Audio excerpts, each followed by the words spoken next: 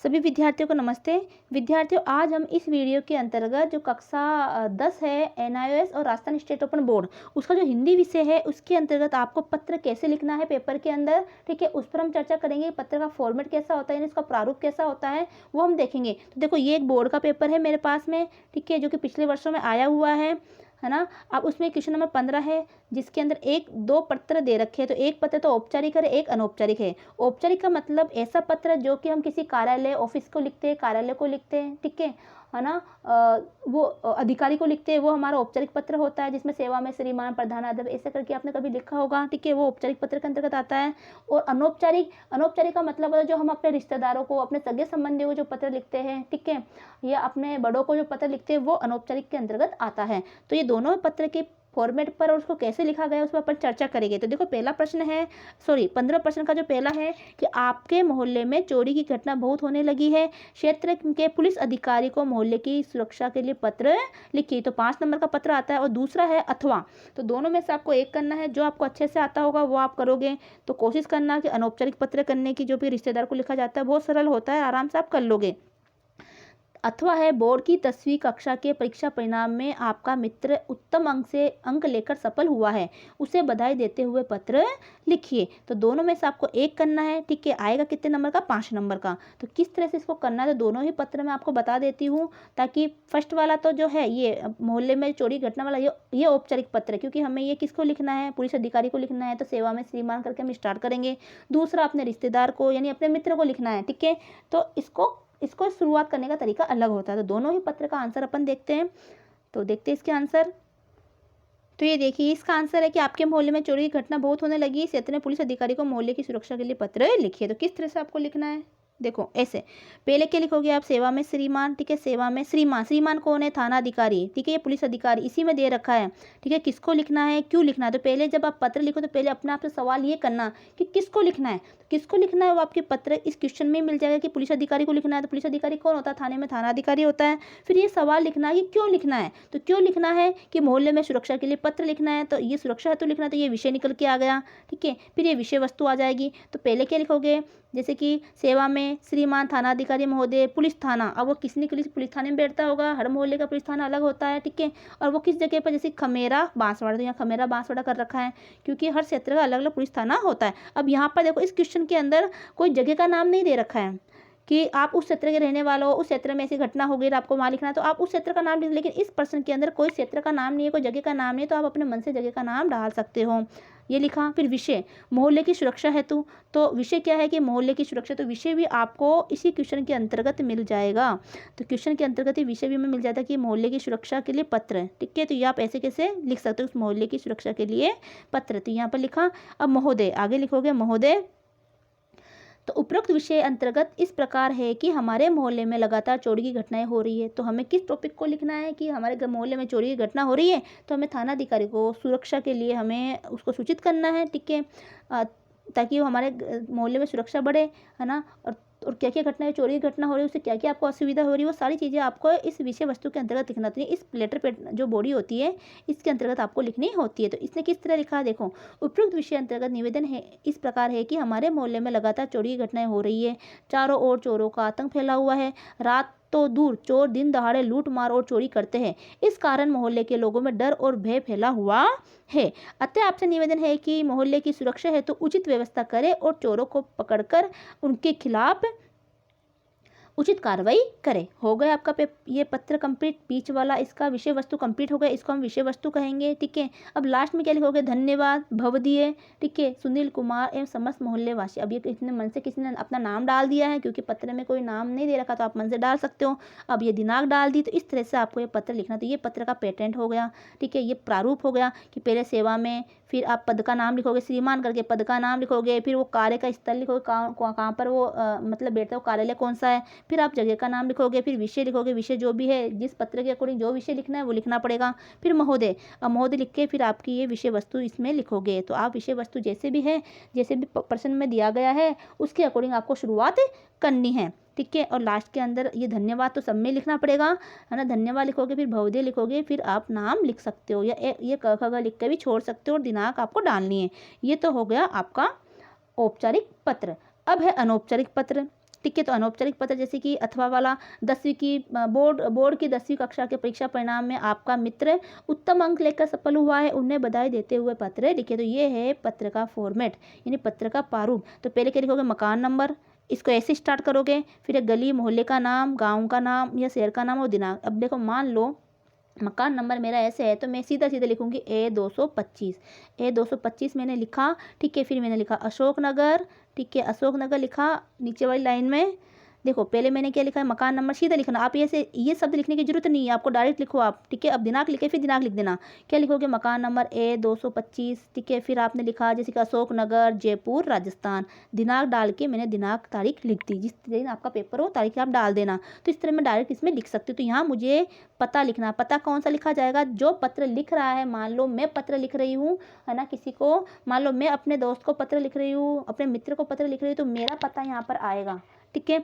अब लिखोगे प्रिय उमंग। अब यहाँ मित्र का कोई नाम नहीं है, तो आप अपने मन से डाल सकते हो प्रिय उमंग सप्रेम नमस्ते। तो अगर ये तो चलो मित्र है, तो आपने सप्रेम नमस्ते लिख दिया, प्रिय उमंग लिख दिया। मान लो आप अपने पिताजी को पत्र लिखते, या आप अपने से बड़ों को किसी को पत्र लिखते जो आपसे बड़ा है, तो फिर यहाँ क्या आता, ठीक है। फिर यहाँ आता आदरणीय पिताजी, आदरणीय दादाजी, यानी कि आदरणीय लगा के आप लिखते आदरणीय, और आदरणीय लिख के जिस व्यक्ति को आप पत्र लिख रहे हो, जो आपसे बड़ा है, उसे आपका जो भी रिश्ता, चाहे पिताजी है, दादाजी है, माताजी है, या फिर बड़े भैया है, जो भी है, वो रिश्ता आपको लिखोगे। तो आदरणीय, आदरणीय, ठीक है, आदरणीय लिख के, और फिर क्या लिखोगे आप, आदरणीय पिताजी, दादाजी, माताजी, जो भी है, फिर अल्पविराम लगा देना। फिर लिखोगे सादर प्रणाम, क्योंकि बड़ों को हम क्या करते हैं, प्रणाम करते हैं। तो यहाँ सप्रेम नमस्ते की जगह क्या लिखोगे, प्रणाम। ये कब, जब आपसे कोई उम्र में बड़ा होगा। अब मान लो ये तो आपके बराबर वाला दोस्त है, तो आपने लिख दिया प्रिय उम्र सप्रेम नमस्ते। लेकिन अगर आपसे कोई छोटा हो, मानो अपने छोटे भाई या छोटी बहन को लिख रहे हो, तो क्या लिखोगे, यहाँ पर लिखोगे प्रिय। अब प्रिय लिख के वो जो प्रिय छोटी बहन, ठीक है, प्रिय छोटे भाई, फिर लिखोगे सप्रेम आशीर्वाद। तो नमस्ते की जगह क्या आ जाएगा यहाँ पर, आशीर्वाद। इस तरह से आप शुरुआत करोगे। फिर आप लिखोगे, देखो अब ये तो मित्र को लिखा जा रहा है, तो इसके अकॉर्डिंग हम आंसर लिखेंगे, क्योंकि मित्र ने अच्छे अंक से सफल हुआ तो उसको बधाई देते हुए पत्र लिखना है। तो हमने पहले पता लिखा, ठीक है, यहाँ पर हमने पता डाल दिया। कौन सा पता, जो आप लिख रहे हो, जो लिख रहा है उसका पता, ठीक है। यानी कि मैं लिख रही हूँ तो मेरा पता यहाँ पर आएगा, मैं अपने मित्र को लिख रही हूँ तो मेरा पता आएगा, आप अपने मित्र को लिख रहे हो तो आपका पता आएगा, है ना। अब यहाँ पर उसको संबोधन, इसको बोलते संबोधन, इसको बोलते अभिवादन वाला शब्द। तो ये आपने लिखा, ठीक है। फिर लिखोगे मैं भगवान की कृपा से राजी खुशी हूँ, तो आप ऐसे लिख सकते हो, मैं यहाँ कुशल मंगल हूँ, आशा करता हूँ कि तुम भी कुशल मंगल होगे। तो एक लाइन तो ये लिख दी, ठीक है। तो मैं भगवान की कृपा से राजी खुशी हूँ, आशा करता हूँ कि आप भी सकुशल होगे। आपका पत्र 2 दिन पूर्व प्राप्त हुआ। अब देखो लिखना क्या था कि मित्र को पत्र लिखना है बधाई देने के लिए, तो अब कुछ तो बात शुरुआत करनी पड़ेगी ना, कि कैसे पता चला कि वो अच्छे अंकों से प्राप्त हुआ, अच्छे अंक उसको प्राप्त हुए, तो कोई तो बात आपको शुरुआत करनी पड़ेगी। तो उसने क्या शुरुआत की कि आपका 2 दिन पहले पत्र मिला, या फिर मुझे आपके मित्र से पता चला, या आपके पिताजी का फ़ोन आया, मेरे पिताजी का फ़ोन आया, उससे पता चला कि तुम्हें बहुत अच्छे अंक प्राप्त हुए।